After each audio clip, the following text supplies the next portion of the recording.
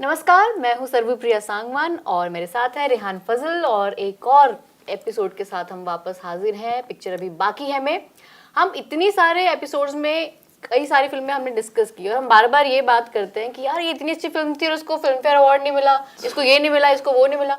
लेकिन ये एक ऐसी फिल्म है जिसे मतलब मेरे ख्याल से सारे बड़े फिल्म फेयर अवार्ड्स मिले और ये फिल्म ने तो एक्चुअली बहुत सारे निर्माताओं के लिए और बहुत सारे एक्टर्स के लिए गाइड का ही काम किया। तो आज हम बात करने वाले हैं, आप समझ गए होंगे, फिल्म गाइड के बारे में।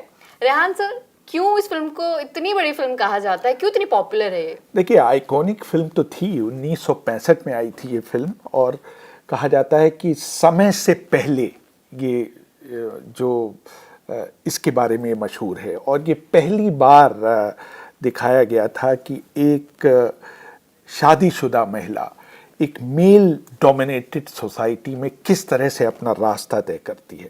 आज भी हम बात करते हैं एस्पिरेशनल इंडिया, नरेंद्र मोदी का जब जिक्र होता है तो ये जिक्र होता है, लेकिन पहली बार एक महिला के एस्पिरेशन के बारे में बात की गई थी इस फिल्म में कि किस तरह वो भारत की सबसे बड़ी नर्तकी बन सकती है शादीशुदा होते हुए भी। टॉप क्लास एक्टिंग, हर एक्टर, वहीदा रहमान को ले लीजिए, देवानंद को ले लीजिए, और गज़ब का संगीत अभी तक हम लोग गुनगुनाते हैं, आज फिर जीने की तमन्ना है। अरे साहब, क्या किस तरह से लता मंगेशकर ने गाया है, एस.डी. बर्मन और शैलेंद्र के शब्द तो और टॉप क्लास डायरेक्शन, जिसे देखा जाए निर्देशन जो किया था विजय आनंद ने, गोल्डी उनका नाम था। 31 साल की उनकी उम्र थी उस समय और इससे पहले वो काला बाजार डायरेक्ट कर चुके थे और तेरे घर के सामने। तो ये उनकी पहली बड़ी फिल्म थी और न सिर्फ डायरेक्शन बल्कि स्क्रीन प्ले और डायलॉग जो उन्होंने लिखे हैं गोल्डी ने, पूरे भारत में उसकी चर्चा थी और एक तरह से इस फिल्म ने मतलब कमिंग ऑफ एज जिसे कहा जाता है, इस फिल्म ने बताया। विजय आनंद सिर्फ 31 साल के थे। मेरे लिए तो यही बहुत ही हैरानी वाली बात है, 31 साल के व्यक्ति ने इतनी अच्छी, इतनी महान, इतनी बड़ी फिल्म बनाई। लेकिन मैंने सुना है कि ये पहले इसका देवानंद के जो बड़े भाई हैं चेतन आनंद, वो इसका निर्देशन करने वाले थे। जी, पहले गाइड को लॉन्च किया गया था बहुत स्टाइल के साथ। दोनों फ्लोर्स बम्बई के जो टॉप के स्टूडियो थे वो बुक कर दिए गए थे हफ्तों के लिए और इस फिल्म को 2 भाषाओं में बनाया जाना था। 2 भाषाओं में इनफैक्ट बनी भी। हिंदी वर्जन एक था और एक अंग्रेजी वर्जन था। टैड डेनिलोस्की ने उसको डायरेक्ट किया था और देवानंद ने अपने भाई चेतन आनंद, जो कि खुद बहुत बड़े डायरेक्टर थे, उनको मनाया कि वो इस फिल्म को डायरेक्ट करें। और आइडिया ये था कि फिल्म के कुछ सीन कॉमन होंगे, यानी अंग्रेजी वर्जन में भी और हिंदी वर्जन में भी, और पहले हिंदी वर्जन को शूट किया जाएगा और उसके तुरंत बाद अंग्रेजी वर्जन को शूट किया जाएगा ताकि पैसा भी बचे, यानी जो सेट है वो वही रहेगा। लेकिन कुछ बात बनी नहीं क्योंकि 2 अलग अलग डायरेक्टर शूट कर रहे थे और दोनों का क्रिएटिव ईगो था। उन लोगों में बहस होती थी कि कैमरे को कहाँ रखा जाए। एक डायरेक्टर कहता था यहाँ, दूसरे डायरेक्टर कहते थे कि वहाँ, और कई दिक्कतें आई। अब जैसे उदयपुर में शूट हो रही थी इस फिल्म की और उदयपुर में एक सीन था, एक होली का सीक्वेंस फिल्माया जाना था और हज़ारों दर्शक जो फिल्म की शूटिंग देखने आए हुए थे वो भी उसमें भाग ले रहे थे और एकदम से उन्होंने हाथ हिलाना शुरू किया। ये बड़ा स्पॉन्टेनियस सीन था और देवानंद चाहते थे कि इसको शूट किया जाए, लेकिन उसको शूट नहीं किया गया क्योंकि दोनों डायरेक्टर ये तय ही नहीं कर पाए कि कैमरे को कहाँ लगाया जाए। तो एक तरह से स्पॉन्टेनिटी जो थी इस फिल्म की वो चली गई और फिर देवानंद ने तय किया कि पहले अंग्रेजी वर्जन शूट होगा पूरा और फिर इसके बाद हिंदी वर्जन। वो साथ वाला चक्कर उन्होंने छोड़ दिया और यहाँ पर चेतन आनंद को मौका मिला जिसकी कि वो तलाश में थे। उनकी जो अपनी फिल्म थी हकीकत, जो भारत चीन लड़ाई पर बनाई गई थी, वो उसके फिनेंसेस स्वीकृत हो गए और उन्होंने कहा कि ये मेरी आत्मा बसती है इस फिल्म। तो वो उस फिल्म को ज़्यादा वक्त देना चाहते थे और देवानंद को जब उन्होंने ये बताया तो देवानंद ने उन्हें गले लगाया और कहा कि भाई lots of luck, best wishes for your own film. तो इस तरह से चेतन आनंद इस फिल्म से हटे। तो फिर विजय आनंद कहाँ से पिक्चर में आ गए? देखिए, जब चेतन आनंद वहाँ गए, यहाँ से हटे, तो फिर विजय आनंद देवानंद के छोटे भाई थे, वो वॉक इन कर गए। उन्होंने कहा कि देवानंद ने कहा कि अब आप बनाइए, और फिर दोनों में ये समझौता हुआ कि कोई भी एक शॉट नहीं रहेगा जो दोनों वर्जन में इस्तेमाल किया जाएगा, यानी दोनों फिल्में बिल्कुल अलग अलग रहेंगी। और इसका मतलब सही मानों में इसका मतलब बड़ा था, क्योंकि इसका मतलब हुआ कि आप 2 फिल्में शूट कर रहे हैं। पहले ये था कि एक फिल्म के उसी सेट पर, लेकिन अब 2 फिल्में शूट हो रही थी। लेकिन ये एक अजीब बात थी कि एक फिल्म, 2 पर्सपेक्टिव, सेम एक्टर, 2 अलग अलग डायरेक्टर। ये शायद दुनिया में इस तरह का प्रयोग पहली बार हुआ था कि एक कहानी को, एक को भारतीय दर्शकों के लिए बनाया जा रहा था, एक को पश्चिम के दर्शकों के लिए बनाया जा रहा था। दोनों में एक ही एक्टर काम कर रहे थे, निर्देशक दोनों अलग थे। और तब तक ये था कि भारत में जो फिल्में बनी थी कि अडल्ट्री और विमेन इनफिडेलिटी, यानी बेवफाई और व्यभिचार पर फिल्में बनाना एक तरह से टैबू समझा जाता था उस ज़माने में। और ये कहा जाता था कि अगर इस तरह की फिल्म बनाई तो शायद दर्शक पसंद नहीं करेंगे। और दूसरी ये बात थी कि देवानंद को दिखाया गया था कि उनकी दाढ़ी बढ़ी हुई है, मुड़े थोड़े कुर्ता पहने हुए हैं और बिल्कुल अजीब से दिख रहे हैं। और ये लोगों का कहना था कि दर्शक शायद भारत के पचा नहीं पाएंगे देवानंद को इस तरह के रोल में देखकर। और लोग ये भी कह रहे थे कि इनको साधु बनाकर एंड में इनकी मौत भी दिखा दी गई। तो ये एक तरह से डेथ वारंट उन्होंने साइन कर लिया, दिखा ही नहीं सकते थे, और ये शायद देवानंद की आखिरी फिल्म होगी। तो लेकिन बहरहाल ये दोनों, विजय आनंद ने न सिर्फ निर्देशन संभाला बल्कि उसके डायलॉग भी लिखे, स्क्रीन प्ले भी लिखा, और किस तरह का लिखा, गजब का लिखा। और ऐसा नहीं था कि मतलब जैसे देवानंद का ही रोल बहुत इंपॉर्टेंट है, वहीदा रहमान का रोल भी उतना इक्वली इम्पॉर्टेंट है। और जैसे आपने कहा कि इस फिल्म में जैसे दिखाया गया, इनफिडेलिटी की भी बात की गई, और उनके अपने एस्पिरेशन थे, उस किरदार के अपने एस्पिरेशन है, वो कैसे उसके लिए आगे बढ़ती है, इवन अपने पति को छोड़ के आगे बढ़ती है। तो वहीदा रहमान का रोल भी काफी इम्पोर्टेंट था इस फिल्म के लिए। उनके बारे में थोड़ी चर्चा करते हैं। देखिए, ये जो रोजी का रोल था ये वहीदा रहमान को गया। कहानी ये है कि चेतन आनंद चाहते थे कि प्रिया राजवंश को ये रोल दिया जाए। प्रिया राजवंश उनके बहुत नज़दीक हुआ करती थी, लेकिन देवानंद ने कहा कि नहीं, ये रोल जाएगा तो वहीदा को जाएगा। वहीदा नवकेतन में काम कर चुकी थी, काला बाजार फिल्म उन्होंने की थी, और दिक्कत ये थी कि वहीदा रहमान से अंग्रेज़ी कैसे बुलवाई जाए, वो अंग्रेज़ी में इतनी अभ्यस्त नहीं थी। तो पर्ल एस बक जो कि नॉवलिस्ट थी और जो अंग्रेज़ी वर्जन का जिसका स्क्रीन प्ले उन्होंने लिखा था, तो उन्होंने उनके इंग्लिश डिक्शन की पूरी जिम्मेदारी ली। और वहीदा कोई डबिंग नहीं की, वहीदा ने अपनी लाइनें खुद पढ़ी, और पर्ल एस बक ने उनको एक तरह से गाइड किया। और उन्होंने ये भी कहा कि अमेरिकन एक्सेंट में अंग्रेज़ी बोलने की कोई ज़रूरत नहीं, आप भारतीय कैरेक्टर हैं, जब तक आप समझा पाती हैं अपनी बात तो आपको भारतीय एक्सेंट में ही बोलना चाहिए। और दूसरी बात ये थी कि वहीदा रहमान की वो ट्रेन डांसर थी और इसमें डांसर का रोल था, लेकिन वो आउट ऑफ प्रैक्टिस थी, बहुत दिनों से उन्होंने डांस नहीं किया।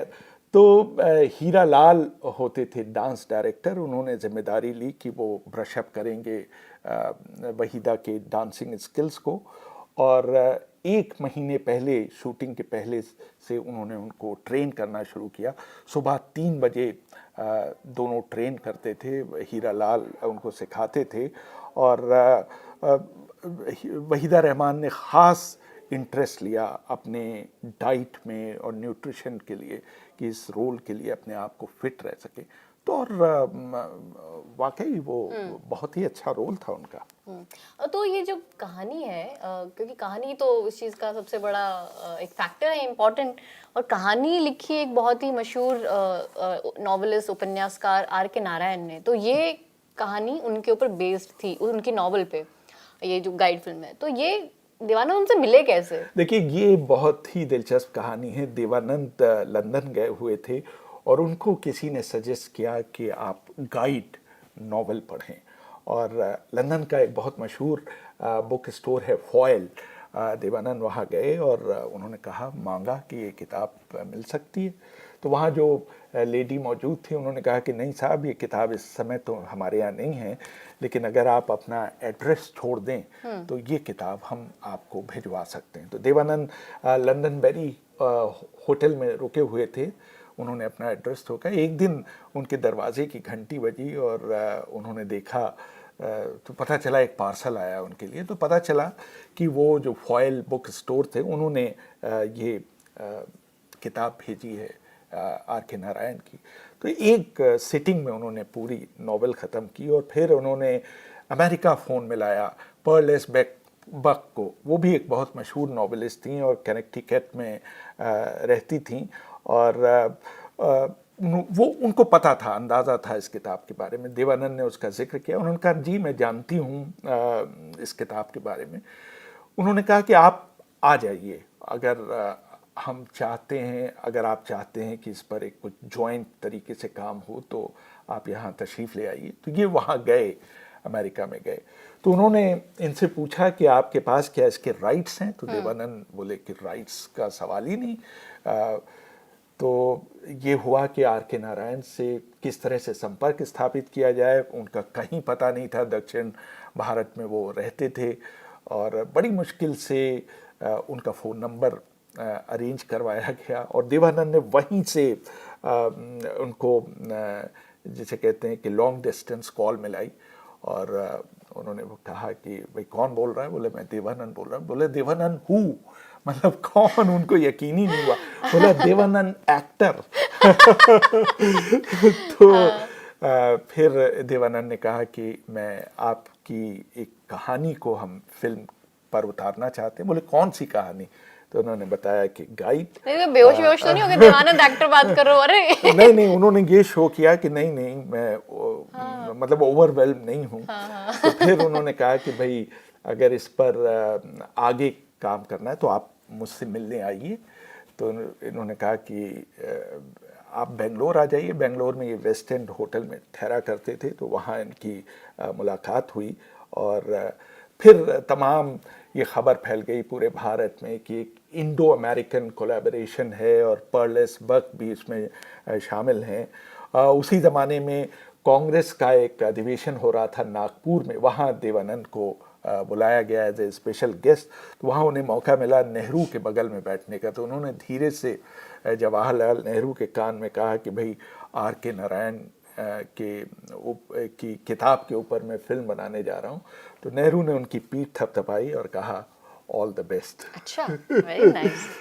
तो ये ऐसे भी कुछ हुआ था कि फिल्म जब बन रही थी, इस फिल्मिंग के दौरान देवानंद और गोल्डी आनंद के बीच में कुछ खटपट हो गई थी? हाँ, दोनों जीनियस थे, दोनों ही बड़े उच्च कोट के कलाकार थे, और जाहिर है इस तरह के मतभेद होना स्वाभाविक है। दो मौके आए जब देवानंद और गोल्डी के बीच मतभेद हुए। पहला मौका था, ये सॉन्ग पिक्चराइज किया जा रहा था, दिन ढल जाए रात न जाए। ये बहुत ही मशहूर गाना है, और उसमें सिचुएशन एक आती है जिसमें रोज़ी का हाथ राजू के बिल्कुल नज़दीक हो जाता है और वो थोड़ा झिझकती हैं उनको छूने के लिए। तो देवानंद का कहना था कि रोज़ी अभी भी प्यार करती है राजू को, तो उसको छूने में झिझक नहीं होनी चाहिए उसके हाथ को। लेकिन गोल्डी इससे सहमत नहीं थे। उन्होंने कहा कि नहीं, उनको अलग रहना चाहिए, दूर रहना चाहिए, और शूटिंग रोक दी गई। इतना तगड़ा मतभेद था। लेकिन आखिर में गोल्डी ने कन्विंस किया देवानंद को कि वो सही थे। और उसी तरह एक दूसरा सीन था जिसमें उनको दिखाया जाना था कि उनकी दाढ़ी बढ़ी हुई है, वो बिल्कुल कमज़ोर हैं, पतले दिख रहे हैं, और वो नहीं चाहते थे कि देव हैंडसम लगे, और देव पूरे दुनिया में मशहूर थे कि अपनी हैंडसमनेस के लिए। तो उन्होंने अपने फाली मिस्त्री, उनके कैमरामैन थे, उन्होंने कहा कि इसको गंदा दिखाओ। नहीं, ये मैं आपको बीच में पूछ रही हूँ कि ये भी सच्चाई है कि देवानंद के कपड़ों को लेकर भी कुछ बैन था कि आप ये नहीं पहन सकते हैं? अब उसकी तस्दीक तो नहीं की जा सकती, लेकिन हाँ इस तरह की अफवाहें थी कि उनको, वो इतने सुंदर, इतने खूबसूरत लगते थे कि उनको नहीं पहनना है, काला सूट उनको नहीं पहनना है। अब खैर बहरहाल तो लेकिन देवानंद को ये पसंद नहीं आया जब कहा गया कि उनको गंदा दिखाया जाए। उन्होंने कहा कि भाई स्टार को कभी भी गंदा नहीं दिखना चाहिए, उसका पूरा जो स्टारडम है वो बर्बाद हो जाएगा। लेकिन वो नहीं माने, गोल्डी नहीं माने, और दोनों में एक तरह की कोल्ड वॉर जिसे कहते हैं, शीत युद्ध चलने लगा। तो फाली गोल्डी के पास गए और उन्होंने थोड़ी सिफारिश की देवानंद की कि भाई ये स्टार हैं यार, थोड़ा बीच का कोई रास्ता निकाल लो और इतना जिद मत करो। लेकिन अंततः देवानंद कन्विंस हुए कि उनको ऐसा ही दिखना है, और गोल्डी आनंद की ही बात चली। वाह, मतलब गोल्डी आनंद का भी जो वही ऑथेंटिसिटी के लिए जो प्रेम बिल्कुल, था बिल्कुल, वो काफी दिख रहा है कि नहीं, हमको ये ऐसे ही दिखाना है। कोई ब्याहता स्त्री एकदम से इतनी किसी के साथ वो नहीं हो सकती, तो हमको वही दिखाना है, राइट। अच्छा, तो इसकी फिल्मों के गानों की भी बहुत चर्चा हुई थी, और दर्शक मेरे साथ इस बात से सहमत होंगे कि आपने कभी भी अंताक्षरी खेली है जीवन में, आप ये गाना जरूर गाते हैं, गाता रहे मेरा दिल, हमेशा ग से पहले आप यही गाना ही गाते हैं। तो ये गाना इसी फिल्म का है। तो इसमें आपके फेवरेट जो शैलेंद्र हैं, उन्होंने ही लिखे हैं गाने ये। देखिए, तो लेकिन आप जबरदस्ती कह रही हैं, हमारे फेवरेट और भी बहुत से वो लोग भी हैं, मतलब वो सबसे पहले वही है। तो जो शैलेंद्र है उनसे पहले शायद हसरत जयपुरी एक गाने लिखने वाले थे, ऐसा कुछ था? नहीं, बड़ी दिलचस्प कहानी है शैलेंद्र की एंट्री की। हसरत जयपुरी को सबसे पहले चुना गया था गाने लिखने के लिए, और उन्होंने एक गाना लिखा भी था और उसको रिकॉर्ड भी कर लिया गया था, उस गाने की रिकॉर्डिंग हो गई थी।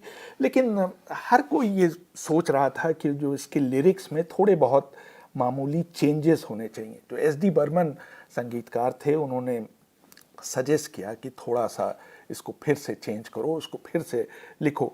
लेकिन हसरत को ये नहीं पसंद आया, बोले कि भी मैं इससे ज़्यादा अच्छा नहीं लिख सकता। और गोल्डी और देवानंद दोनों बड़े शॉक्ड हुए जब उन्होंने ये सुना कि हसरत थोड़ा झिझक रहे हैं लिखने में। और गोल्डी ने कहा कि हम कैसे काम कर सकते हैं इनके साथ। उस ज़माने में एसोसिएशन के रूल हुआ करते थे कि अगर एक सॉन्ग की रिकॉर्डिंग हो गई है तो आपको उसको पूरे पैसे देने होते थे, चाहे पूरी रिकॉर्डिंग हो या ना हो। और उस ज़माने में एक गीतकार को एक गीत के लिए 500 रुपये दिए जाते थे। तो देवानंद ने 25,000 रुपये का चेक हसरत जयपुरी को भेजा और कहा कि साहब अब हमें आपकी ज़रूरत नहीं है। और जब शैलेंद्र को पता चला कि भाई नवकेतन में तलाश है एक गीतकार की, तो उन्होंने देवानंद को सीधे फ़ोन मिलाया। देवानंद के साथ और गोल्डी के साथ वो काला बाज़ार में काम कर चुके थे और दोनों की बड़ी अच्छी दोस्ती हो गई थी।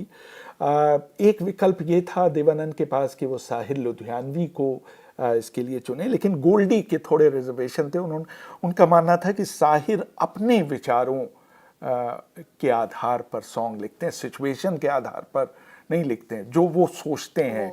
ये मतलब एक कवि हावी हो जाता है गीतकार के ऊपर। तो बहरहाल शैलेंद्र को बुलाया गया और जो हसरत ने गीत लिखा था उसके ऊपर एक मीटिंग हुई गोल्डी, देव और शैलेंद्र की। और करीब 11 बजे रात को एस.डी. बर्मन वहाँ पहुँचे और उसी वक्त पहला सॉन्ग जो है वो तैयार हो गया। दिन ढल जाए हाय रात ना आए, ये वाला सॉन्ग इन लोगों ने मिलकर तैयार किया। और फिर दूसरा गीत उन्होंने लिखा आज फिर जीने की तमन्ना है। और ये गीत लिखने के बाद अगली लाइन शैलेंद्र को सुझाई नहीं दे रही। अब गोल्डी उनके घर गए, कहा कि भाई अब अगली लाइन भी लिखी, आपने पहली लाइन तो लिख दी। तो बड़ी मशक्क़त के बाद फिर शैलेंद्र का जो क्रिएटिव वो था, वो रूप वो सामने आया और फिर उन्होंने अगली लाइन लिखी, कांटों से खींच के ये आंचल तोड़ के बंधन बांधी पायल, और आगे तो rest is history. Rest is history, बिल्कुल। इस गाने ने बिल्कुल तहलका मचा दिया पूरे भारत में। अभी भी जब ये गाना बजता है तो जो प्योरिस्ट हैं, जो संगीत के प्रेमी हैं, उनके रोंगटे अभी भी खड़े हो जाते हैं इस गाने को। अच्छा, आपका फेवरेट गाना कौन सा है इस फिल्म में? वैसे मुझे सारे पसंद है, साथ नहीं, ये गाना बहुत अच्छा है ये, और जिस तरह से फिल्माया गया है, और जो गाने के बोल देखिए, बेहतरीन गाना, ऑल टाइम, मतलब अगर इसे ऑल टाइम गानों की एक लिस्ट बनाई जाए तो टॉप 10 में ये गाना रहेगा। अरे वाह। तो फिर ये जब फिल्म रिलीज हुई तो जैसे तो हमने शुरू में बताया कि सारे बड़े अवार्ड्स फिल्म फेयर के तो मिल गए, लेकिन और क्या प्रतिक्रिया थी देश में और फिल्मी देखिए, दुनिया में? जब ये फिल्म रिलीज हुई तो ये अफवाह फैल गई कि ये कॉमर्शियल फिल्म नहीं है, मतलब ये कुछ कोई आर्टिस्ट वाले, आर के नारायण उससे जुड़े हुए थे, और ये बुरी तरह से ये खबर फैल गई कि साहब इसमें दम नहीं है इस फिल्म में। और डिस्ट्रीब्यूटर्स बहुत नाराज़ थे कि हीरो मर जाता फिल्म के एंड में, और अकेली नवकेतन की अकेली फिल्म थी जो फिल्म की शूटिंग के दौरान बिकी ही नहीं, मतलब पूरी शूटिंग हो गई और फिल्म को किसी ने ख़रीदा नहीं। और डिस्ट्रीब्यूटर बंगाल के थे, उन्होंने गोल्डी को सजेस्ट किया कि भाई क्लाइमैक्स को चेंज कर दीजिए, हीरो को मरने मत दीजिए, लेकिन गोल्डी ने उसको रिफ्यूज़ कर दिया। और नतीजा ये हुआ कि देव साहब ने ये फिल्म दिखाना बंद कर दिया डिस्ट्रीब्यूटर्स को कि भाई अब डिस्ट्रीब्यूटर देखेंगे और देख के कहेंगे कि साहब आपकी फिल्म में दम नहीं है और ये शायद नहीं चलेगी और शायद ना खरीदें। तो यश जौहर उनके लिए काम किया करते थे देवानंद के लिए उस ज़माने में। उन्होंने सजेस्ट किया गोल्डी को कि आप अगर कोई डिस्ट्रीब्यूटर आए तो उसको सिर्फ गाने दिखाइए, उनको पूरी फिल्म नहीं दिखाइए। तो एक डिस्ट्रीब्यूटर आया तो उन्होंने वो गाना दिखाया, पिया तो से नैना लागो रे, वो गाना देखा, और गाता रहे मेरा दिल। ये दोनों गाने जब उसने देखे तो डिस्ट्रीब्यूटर बिल्कुल खड़ा हो गया और उसने कहा कि इस तरह का पिक्चराइजेशन उसने अपने जीवन में नहीं देखा है और हम खरीदने जा रहे हैं आपकी फिल्म। तो जब इस फिल्म का प्रीमियर हुआ, मराठा मंदिर एक बहुत मशहूर सिनेमा हॉल है मुंबई में, तो बिल्कुल जिसे कहते हैं कि बहुत ल्यूकवार्म रिस्पांस था। लोगों को पसंद नहीं आई। सेलेक्ट गैदरिंग के लिए बुलाया गया था, जो टॉप के डायरेक्टर्स थे, एक्टर्स थे, उनको देवानंद ने बुलाया था। और एटमॉस्फियर आमतौर से जब फिल्म का प्रीमियर होता है तो बिल्कुल शादी जैसा माहौल होता है, लेकिन यहाँ बिल्कुल फ्यूनरल जैसा माहौल था।